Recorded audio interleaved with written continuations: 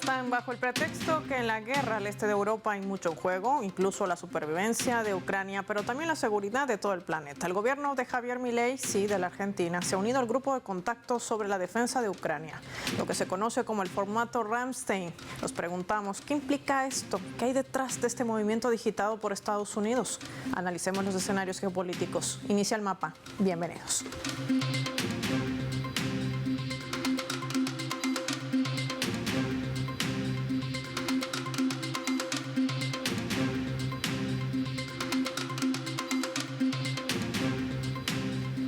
Por esta razón les proponemos desplegar nuestro mapa y revisar algunos datos graficados para entender el impacto de esta decisión del gobierno de la libertad avanza de Javier Milei.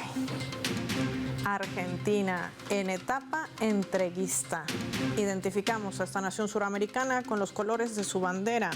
Hay que mencionar, desde que llegó el ultraderechista Javier Milei como presidente de la Argentina, la política exterior está claramente supeditada a las líneas hegemónicas de Estados Unidos en sus estrategias en el mundo. Por ejemplo, vemos en la fotografía a la derecha al presidente Milei reunido con Volodymyr Zelensky, el presidente de Ucrania, en la famosa denominada Cumbre de Paz en Suiza.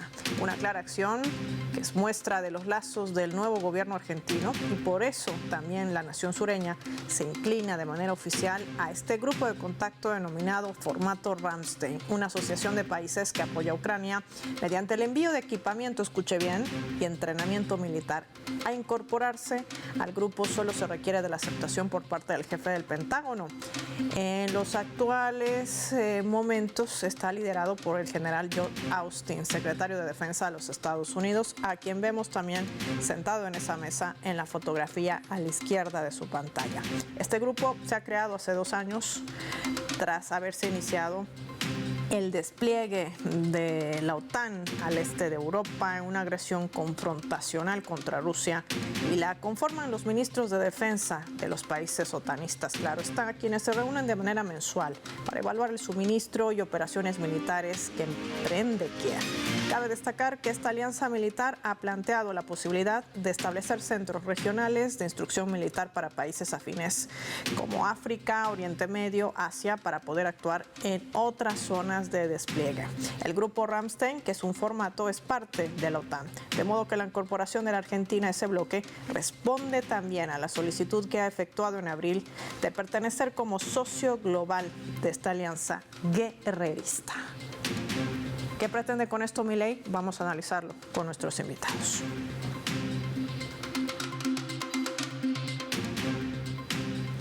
De esto y más vamos a conversar con nuestra primera invitada. Nos acompaña vía telefónica desde la Argentina, analista internacional, Leila Vitar. Hola Leila, qué gusto tenerte en el mapa. Gracias por tu tiempo para Telesur.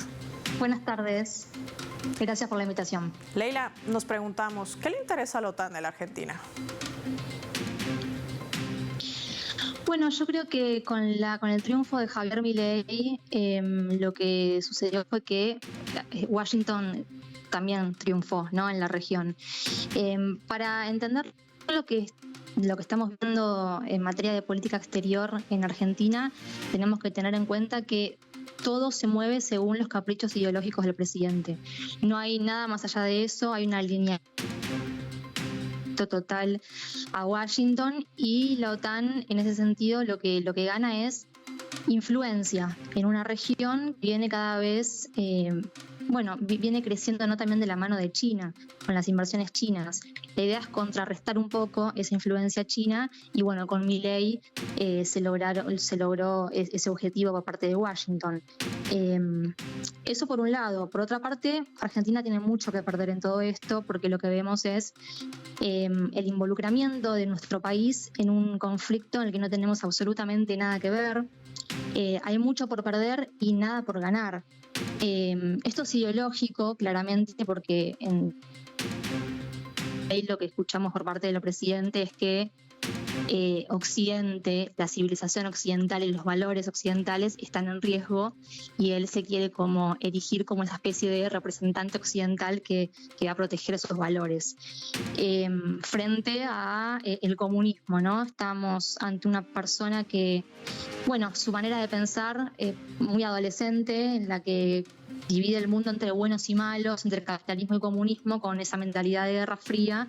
En ese sentido es que involucra a nuestro país y a la seguridad nacional en un conflicto como el de Ucrania. Sí, además un panorama o escenario peligroso no solamente para la Argentina, sino también para la estabilidad y la paz de la región en su conjunto. A ese punto quiero llegar, Leila, porque el presidente de Argentina tiene planificado desarrollar una visita a China, al gigante asiático, con quien dijo que no iba a entablar relaciones y quien además es un país, recordemos, miembro del grupo BRICS, un grupo en expansión que confluyen también casi más del 40% del PIB mundial. ¿Cómo entender esta disyuntiva bajo las recetas que maneja también Estados Unidos e Israel en la Argentina? Bueno, para entenderlo de China hay que pensar primero que Argentina es un país sumamente endeudado y que necesita del swap que tiene Argentina con China, y era indispensable que eso se sostenga más allá de lo que hemos escuchado por parte de Javier Milei, ¿no? Y de la canciller Diana Mondino, declaraciones muy desafortunadas en contra de China. Ya desde que Milei era candidato a presidente, se refirió a China como, bueno, un país gobernado por un régimen autoritario y demás, y comunista, y además en términos despectivos, ¿no? Habla del comunismo, por supuesto, y después Mondino, la canciller, diciendo que todos los chinos son iguales y demás, en esta especie de bueno, intentan mostrarse ante el mundo como algo novedoso y rebelde, ¿no? Al mismo tiempo, pero bueno, después en la práctica lo que tienen que hacer es acercarse nuevamente, porque dependen 100% de ese crédito para que la economía, bueno, no se desestabilice más de lo que ya, más de las más turbulencias de las que tenemos podría haber, inclusive si no se renueve ese swap. Así que en ese sentido hay cierto pragmatismo por parte del gobierno de Javier Milei. Habrá que ver después, bueno, qué se negocia, porque al mismo tiempo cuando Milei asume como presidente, lo que hace es dar por tierra el ingreso de Argentina a los BRICS, y alinearse completamente a Washington, como ya decíamos. Ahora pide ser socio global de la OTAN directamente. Pero bueno, habrá que ver cómo sigue todo esto. Lo cierto es que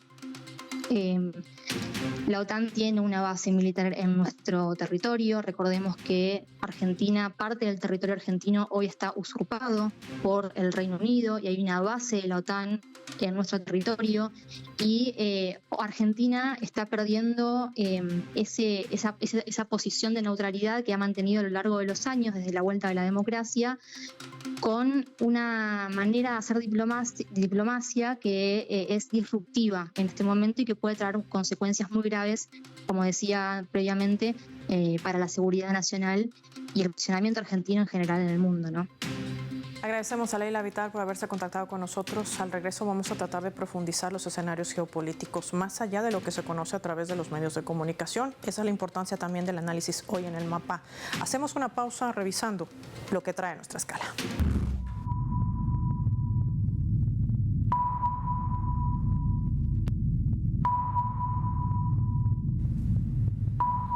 Esta vez a través de este portal web Xinhua en español, que está titulando de la siguiente manera. Lo vamos a colocar en la pantalla del mapa. La OTAN respalda un plan para dirigir coordinación de apoyo para Ucrania. Los ministros de defensa de esta organización del Tratado Atlántico Norte, la OTAN, han adoptado un plan que permite a la alianza dirigir la coordinación de la asistencia de seguridad y entrenamiento militar para Ucrania.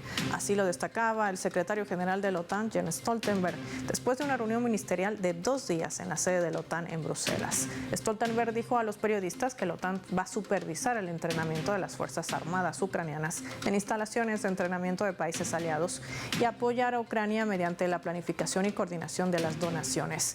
El primer ministro de Hungría, Viktor Orbán, había amenazado de manera antelada con vetar este plan, pero finalmente aceptó permitir que los demás miembros de la OTAN sigan adelante si Budapest no está obligado a participar. No todos confluyen con la estrategia de un Stoltenberg que está está en plena salida. Ya volvemos.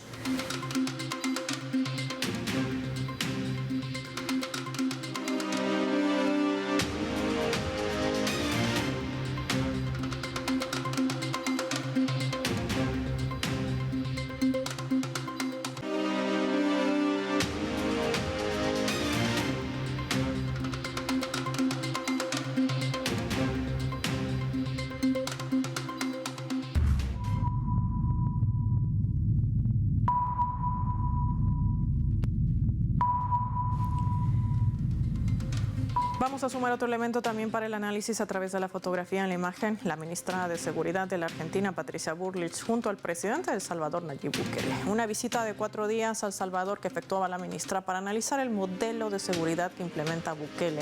Esta lucha contra el crimen organizado, un modelo que según Bullrich quiere aplicar en la Argentina. La agenda ha contemplado reuniones oficiales de seguridad de primer nivel, también ha incluido una visita a la mega cárcel del distrito de Tocula, un símbolo visible de esa guerra que llama Bukele con su método contra el crimen organizado, donde tiene en condiciones inhumanas a cerca de 80,000 presuntos pandilleros detenidos. Vamos a analizar este escenario. Para eso recibimos en el mapa al analista político Federico Montero. Federico, qué gusto tenerte en Telesur. Gracias por tu tiempo. ¿Qué tal? ¿Cómo les va? Gracias a ustedes. Voy a intentar escucharte. Federico, te quiero preguntar, ¿tú crees que es factible que la Argentina, con las condiciones que atraviesa, que además ya han encendido las alertas de organismos internacionales, defensores de derechos humanos, replicar el modelo Bukele? No, bueno, realmente es una pretensión demagógica, de una demagogia punitivista por parte del gobierno nacional, la idea de, en primer lugar, equiparar el modelo Bukele con lo que podría ser el modelo de combate a la inseguridad en la Argentina, pero parte de una falacia mayor que es equiparar la situación social que atravesaba El Salvador cuando Bukele asumió con la situación que vive la Argentina. No hay ningún paralelismo entre ambas situaciones. De hecho, no existe la situación en la cual las bandas controlen la vida pública en la Argentina, como sí sucedía en El Salvador, y de hecho lo que se pretende asimilar, que hemos visto en las últimas horas, es llamar terroristas en realidad los que son manifestantes democráticos y pacíficos contra las políticas de ajuste y desguace del Estado Nacional que lleva adelante el gobierno de Milei, con lo cual estaríamos incurriendo en alguna forma de volver a instalar una ideología que primó en la última dictadura en la Argentina, donde se concibe que la protesta, los que pretenden oponerse a un modelo de entrega de la soberanía nacional, son considerados terroristas y por ende son objeto de sanciones y represión ilegal por parte del Estado Nacional. Federico, además, esto podría también abrir una puerta peligrosa, no solamente a la instauración del fascismo, de discursos de odio, que ya se han visto visualizados también en una estrategia mediática de imponer esa campaña de miedo y terror para quienes piensan distinto o vayan en contra de estas políticas, como la denominada Ley Bases, que garantiza un retroceso en la libertad de expresión y reuniones pacíficas, que recordemos ya han sido nombradas por Volker Turk, el alto comisionado de Derechos Humanos de Naciones Unidas, como violaciones flagrantes ante detenciones arbitrarias también que se hacen en la Argentina en el marco de estas movilizaciones. ¿Qué pasará si la Argentina aplica este modelo Bukele y lleva adelante este objetivo? Persecución política sin precedente. ¿Qué escenario abriría? Bueno, en las últimas horas hemos visto un principio de lo que podría acontecer con la detención ilegal de más de 30 personas que permanecieron detenidas de manera ilegal en comisarías, en camiones de las fuerzas de seguridad, sin ninguna forma de legalidad por el hecho de protestar. Y ese es un primer paso que en realidad no tiene tanto que ver con la matriz de Bukele en cuanto a la represión, sino la propia matriz que ha existido en la historia argentina, porque cada vez que se ha puesto en marcha un modelo de entrega del país, ha ido de la mano de un proceso de represión, criminalización de la protesta e incluso ejercicio de la violencia física. Así sucedió en la última dictadura cívico-militar en la Argentina, pero también ocurrió de esta manera durante el proceso de reforma de los años 90 y particularmente durante el gobierno de Mauricio Macri. En 4 años, para garantizar un modelo de ajuste y de endeudamiento de la Argentina, la misma ministra Bullrich, que hoy está llevando adelante este proceso de represión contra los manifestantes, es la misma que llevó adelante actitudes y políticas similares durante el gobierno de Macri, donde ella misma era la ministra de Seguridad. Recordemos la desaparición de Santiago Maldonado, el asesinato de Rafael Nahuel y una serie de otros hechos gravísimos de represión y violencia institucional que hoy, de la mano de un gobierno de Milei que ha prometido hacer lo mismo que Macri, pero más rápido, estamos viendo cómo se recrudecen esas consecuencias. Entonces, más que mirarse en el espejo de Bukele, hay que mirarlo en lo que la propia Bullrich ya ha hecho durante el gobierno de Macri y lo que ha sucedido cada vez que en la Argentina se ha montado un modelo de ajuste, de orientación liberal y de entrega del patrimonio nacional. Y esto también trasciende en la estrategia que implementa Estados Unidos bajo la estrategia, hay que decirlo también así, aunque suene redundante, que aplica a Israel en el mundo. Te pido, Federico, que revisemos juntos nuestra leyenda para profundizar este análisis.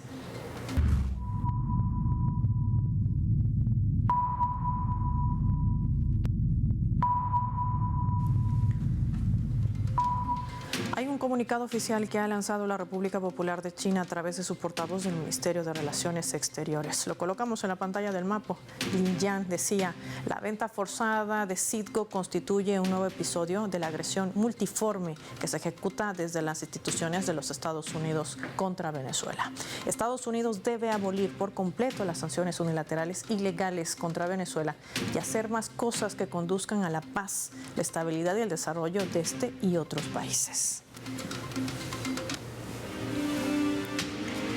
Federico, recordemos que Jens Stoltenberg, al momento casi de su salida de esta organización transatlántica, acusaba a China, por no haber ido a esta cumbre de paz en Suiza, de ser uno de los atizadores del conflicto, algo que China ha dicho que es un exabrupto, y le pedía respeto porque ha trazado o tratado de trazar la paz. Pero también confluye estos métodos ilegales del robo de activos contra Venezuela con Citgo, que no le han permitido ni siquiera defenderse ante tribunales en Delaware, y también con el robo de estos activos rusos congelados.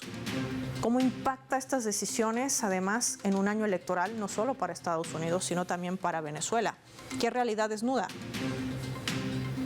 Bueno, efectivamente estamos viendo cómo, de la mano de la conformación de un escenario bélico que tiene como epicentro la situación en Ucrania, donde la OTAN ha conformado un frente de guerra para sostener lo que Ucrania no puede sostener por sí misma frente a la Rusia de Putin. Estamos viendo cómo, de la mano de este enfrentamiento bélico, hay también una serie de consecuencias en materia económica que pretenden asfixiar las economías de los países que han sido señalados como enemigos por parte del eje liderado por Estados Unidos y sus aliados europeos.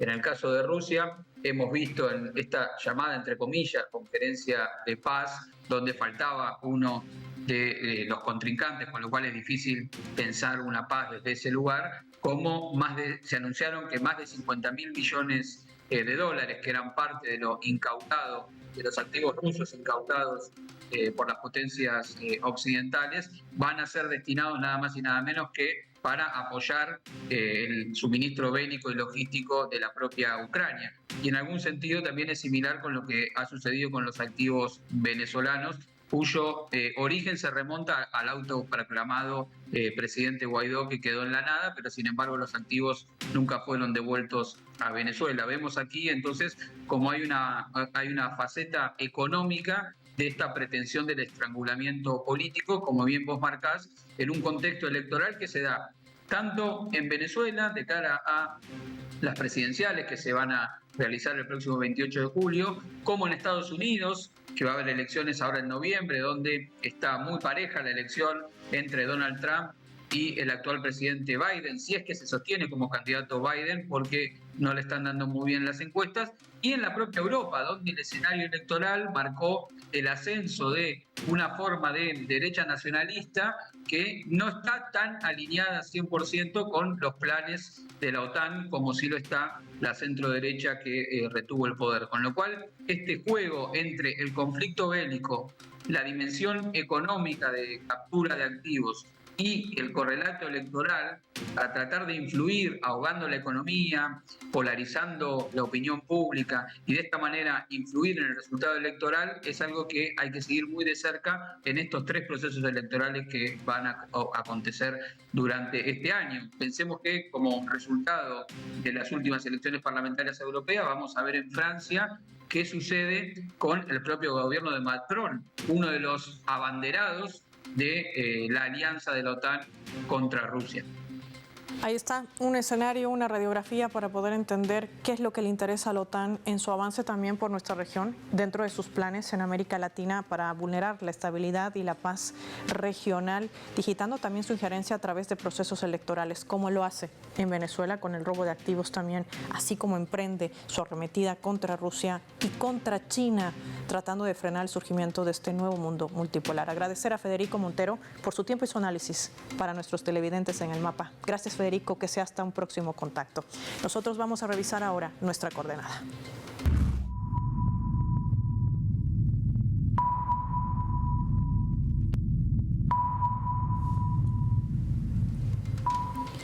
Sin embargo, hay otros hechos geopolíticos que se vienen desarrollando y también impactan en el mundo. Alberto Cremonte, desde la Argentina, nos comentará sobre cómo se ha elevado la cifra de desplazados en Sudán. Naciones Unidas revela que 1 de cada 60 personas en el mundo está desplazada por conflictos internos. Sudán es otro foco de estas altas estadísticas. ¿Cómo impacta esto? La ONU informa que 1 de cada 69 personas en el mundo permanecen desplazadas o refugiadas, y gran parte de este altísimo número se debe al conflicto que se está llevando adelante hace más de un año en Sudán, en esta guerra, lo vamos a poner en términos de guerra civil, entre las fuerzas de apoyo rápido y el ejército regular sudanés, donde los generales a cargo de estas dos fuerzas están llevando adelante una lucha por el poder y por quien dirige ese país del centroafricano. Entonces, digamos, uno tiende a decir que, bueno, mientras esta guerra no se resuelva, gran parte de la población sudanesa seguirá sumergida y hundida en este periodo de pobreza y violencia al cual está sujeto, sobre todo teniendo en cuenta la región de Darfur y las regiones y las zonas aledañas a esta capital sudanesa, donde, repetimos, las fuerzas de apoyo rápido del general Hemedti y el ejército regular están llevando a cabo una guerra solamente por poder. Aquellos que fueron aliados en su momento hoy están disputando el poder y el gobierno de este país africano. Agradecer a Alberto Cremonte por participar en nuestra coordenada. Nos ubicaba en otros hechos que se están desarrollando en el mundo y que no podíamos dejar de compartir aquí en El Mapa. Para finalizar el programa les proponemos revisar nuestro vector.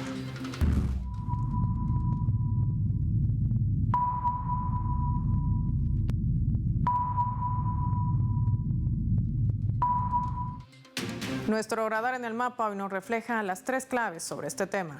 1. Otanizados. El cambio inminente del secretario general de la OTAN debe dejar un mensaje claro que su sucesor, el neerlandés Mark Rutte, estará a pleno servicio de Estados Unidos. La inclusión de la Argentina como país de contacto de defensa de Ucrania no solo revela la perspectiva de ayuda militar adicional a Kiev, también la estrategia que marca la organización otanista de amenazar a América Latina de la mano del gobierno de Javier Milei y su campaña de inoculación del fascismo a gran escala. Un escenario sin lugar a dudas peligroso para la democracia y también para la paz regional. 2. derechos humanos. El gobierno de Javier Milei sigue batiendo récords en la vulneración de los derechos humanos. Organismos internacionales de protección como la ONU vienen cuestionando que en tan solo 6 meses de gobierno no se respete la reunificación pacífica, se vulnera la libertad de expresión y hasta se produzcan detenciones arbitrarias. Un panorama que va a empeorar con la intención de aplicar el método ilegal del sistema o modelo de Bukele en la Argentina, que será usado con el mismo fin, que no es otro que instaurar una persecución política sin precedentes. 3. Robo. La interferencia de Estados Unidos en las elecciones de Venezuela es evidente. No solo ha colocado a su candidato en contienda, también ejecuta su estrategia ilegal como lo hace contra los activos rusos congelados, vulnerando la Carta de Naciones Unidas, las normas básicas que rigen las relaciones internacionales, imponiendo sanciones unilaterales. La extrema derecha radical en Venezuela ha viabilizado que el tribunal estadounidense que lleva a cabo el caso Citgo, un tribunal que no le ha permitido al gobierno de Venezuela poder defender su legítimo derecho sobre este conjunto de refinerías. Ha iniciado la subasta recibiendo las ofertas de forma secreta en este tribunal de lawfare, que no es otra cosa que despedazar a Citgo y entregarle al gobierno de Estados Unidos. Este es otro robo que ejecuta la administración de Biden y lo hace a menos de 6 semanas de las elecciones presidenciales en el país. Está claro ahora lo que está en juego en Venezuela y en la región el próximo 28 de julio. Soy Paola Pérez y nos vemos en otra edición del Mapa.